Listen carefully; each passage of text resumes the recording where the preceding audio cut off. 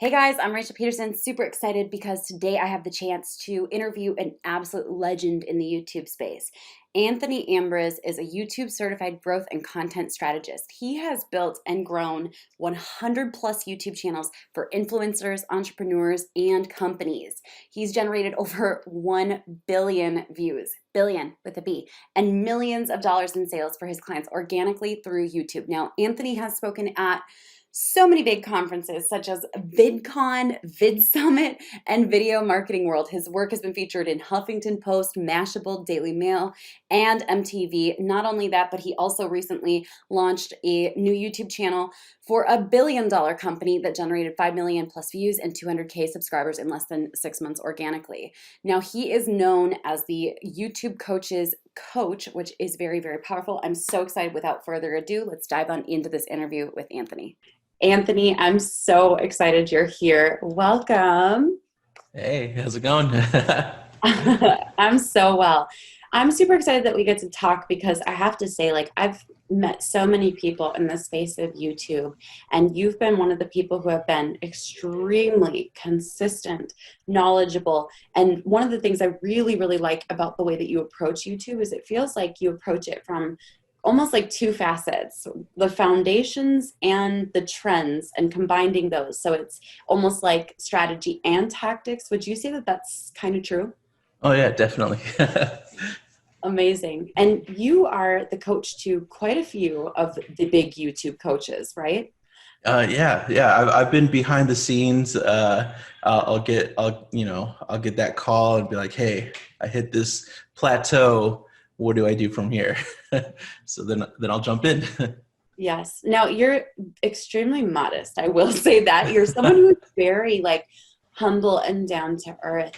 How did you become someone who is so knowledgeable about YouTube where you could go to the experts as they ask for support and you're like, I'm able to pinpoint here, here, and here? How did that journey unfold for you? So you want the origin story? Yeah, let's do it. Let's do it. All right. So honestly, I was always more of a creative. So when I started my whole journey in YouTube and doing that, I wanted to create my own show. I always looked at YouTube as this is an opportunity to create a show of some sorts. Just because I've always been a consumer of content, and so when YouTube came around, I was like, this is what I want to do. I want to create a show. And during that time, and even today, I'm really into hip hop and urban culture and skateboarding and that type of stuff. And so I first started out as being a creator, documenting that type of lifestyle and scene where I lived. I was going to college at the time, so I was like, I'm going to document this and share it with the world and show people what's going on here in Utah. And now I know, for some people hearing urban culture and hip hop in Utah, that sounds really strange, but there is an incredible culture here, an incredible community. And so I started that way. And then it wasn't until I got my first job right out of college where I was just basically told hey, we saw what you did on YouTube. Can you come and do that for our company? We really want to create a YouTube channel for our company to sell screen protectors. And I was like, and cases, right? And I was like, I guess I could do that. And so as soon as I started to sort of apply that creativity to selling something on YouTube, that's when sort of things took off, because all of a sudden I noticed that I can make a video demonstrating this, showing benefits, showing features, and telling a story, and people then go onto a website and then buy it. And I was just like, whoa, I had that light bulb moment. And then the other thing that happened is that my marketing director at the time was like, hey, ROI is important. And during that time, I was like, what's ROI? What does that stand for?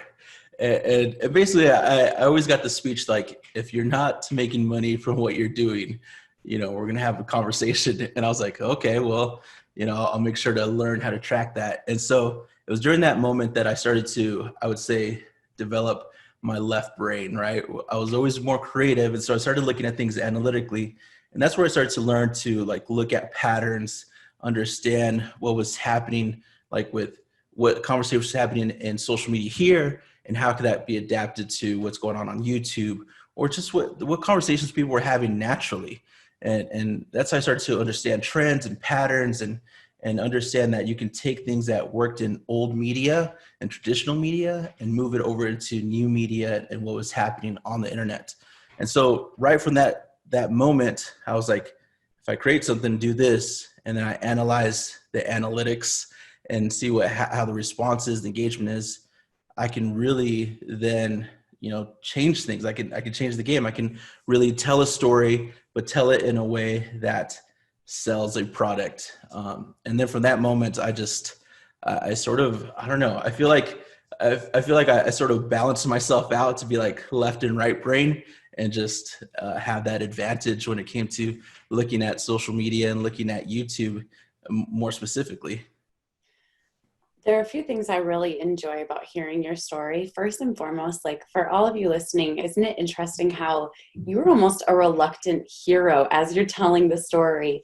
I know you're like downplaying some of the crazy successes that you've had, but I also really like that like you went on a journey that showed you it's not just about like a nice looking video. Even though our right brains tell us like, make it beautiful, make it creative, make it fun, right? But all of a sudden we realize, oh, businesses require something else. Have you been able to like discover how to track kind of results and ROI from YouTube? Has that been a cool process, or has that been a big challenge for you?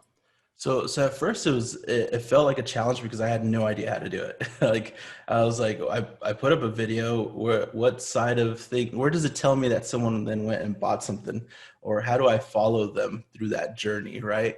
And so I had to learn that and go through that entire process. And then that's where it got really exciting, because that whole idea of, you set a goal and you try to hit the goal, and it's like it becomes this dream and vision and all that stuff, and then it's just like when do I hit that again? But like, or what progress am I making towards hitting that? Because then the end result happens. You're like, yeah, I did it, and then you're just like, but man, it felt like I was grinding, or it felt like this long journey. But then you look back and you're like, oh, I was here at the start, and now I'm here. But in between, there was like these miles, these like milestones, right? Like there was these posts and these little parts that I was hitting on the way there. And so understanding that, like when I'm looking at numbers, or I'm looking at engagement, when I'm looking at, what the analytics tell me, I can say, oh, by this time, something's going to happen. There's going to be like a chain reaction of sorts, right?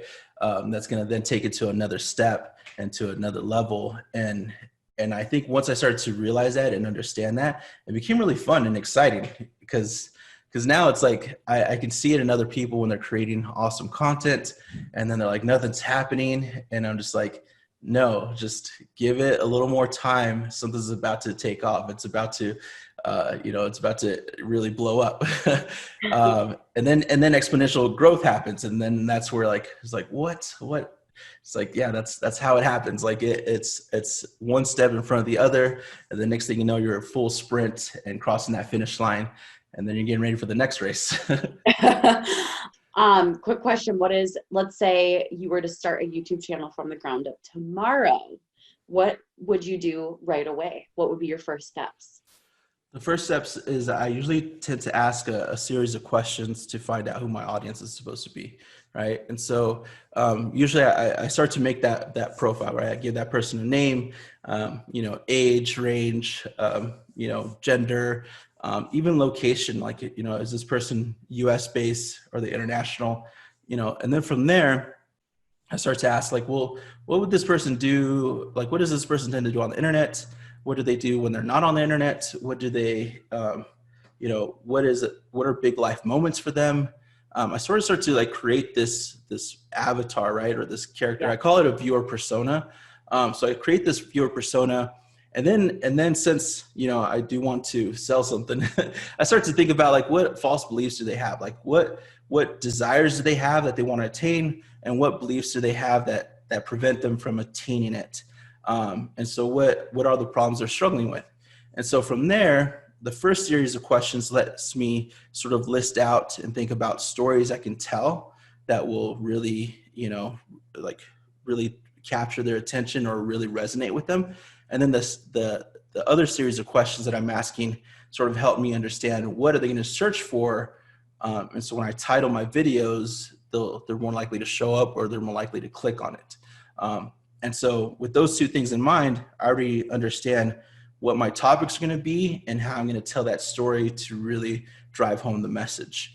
And so that's the first thing I do, like right off the bat. Then from there, I start to go right into the YouTube search bar and start doing research that way. Start to see what other people have created using those search terms, right? Like I start to see what actually shows up in the results first.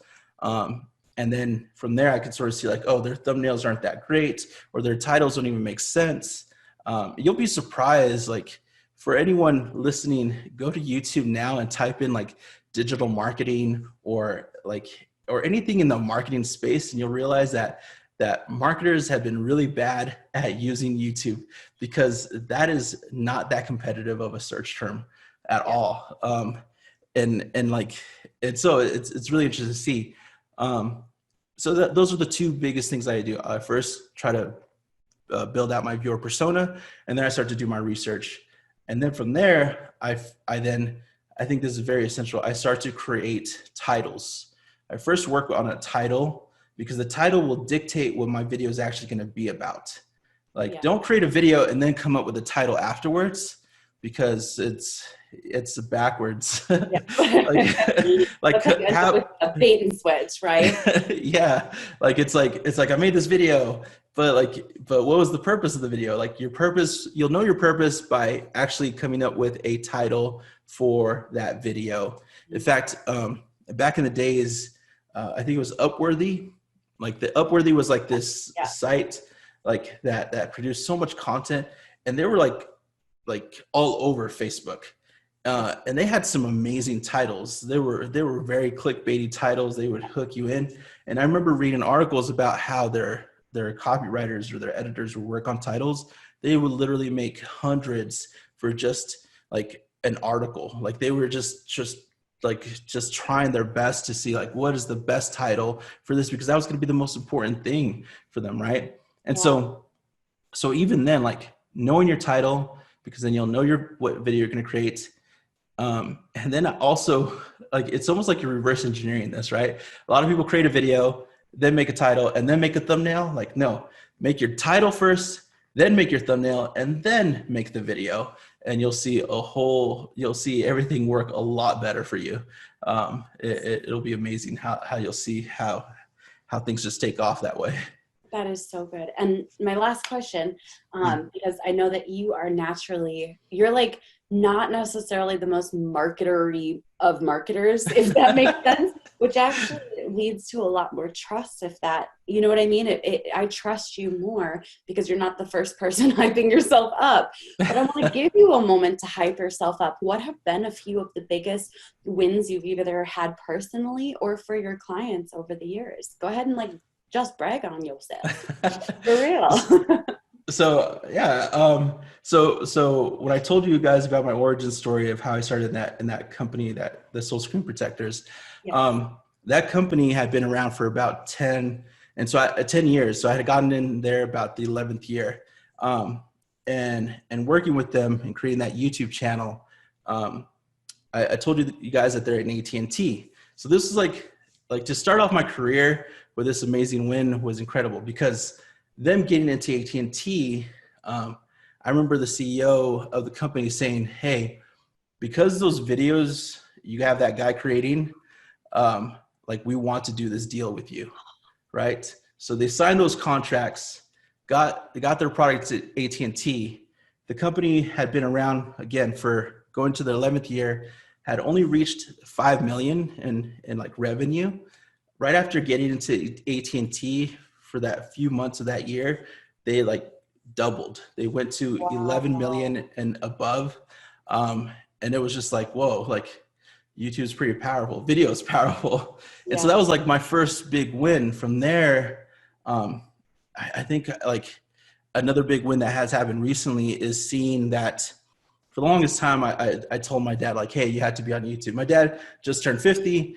And he's an expert in like home improvement and remodeling. He's been doing it all his life. And I was like, you have to share this on YouTube. And for the longest time, he was just like, I don't get it. I don't know what that's about. um, and so I had a client that had an amazing success on YouTube who I had him meet my dad. He shared his story. That client, by the way, sold his YouTube channel and his company, and now he's been enjoying the pandemic in Hawaii in his estate mansion there with his family, right? Because he now pulls in 7 figures a month from the products he sells via YouTube. And so from there, like my dad got to meet him, saw the potential, and realized like this guy who's Mike Quest, he's just a regular guy that just loves sharing his knowledge on YouTube. And so my dad was like, all right, let's do this. And so I've been working with my dad for, it's going to be a year this month, actually. This month hits the year mark. And my dad now is at 68,000, probably 69,000 now. And now he's making an income that's just changed his entire career. Like he can now be creating YouTube content and make money and just have fun sharing his knowledge. And right now we're about to launch his course, which is going to change the game even more. I remember asking him, I was like, what's the most you've ever had in your bank account? Right. Which is always a very interesting question to ask your parents, right? To be like, hey dad, what's the most you've had in your bank account? And he's like, well, I don't know, like 20,000. I'm like, all right, well, just get ready. Get ready to see what's going to happen. But those have been the biggest things. Amazing. So if people want to learn a little bit more about you, where is the fastest place they can find you? Just search Anthony Ambriz, Ambriz. Google me, I show up. But yeah, I mean, just anthonyambriz.com and you'll find me on there. And on Facebook, I did finally start a business page. I guess I have to be a little more markety. Just a little. And so yeah, you can look up Anthony Ambriz YouTube coach, and I'll show up there that way. Amazing. And we've linked to that either above this video, below this video, or if you're listening on the podcast at rachelpedersen.com/podcast. Anthony, thank you so much for joining me today. This has been awesome. Cool. Thank you so much. This is awesome. And thank you for watching and listening. We'll catch you guys later. Bye.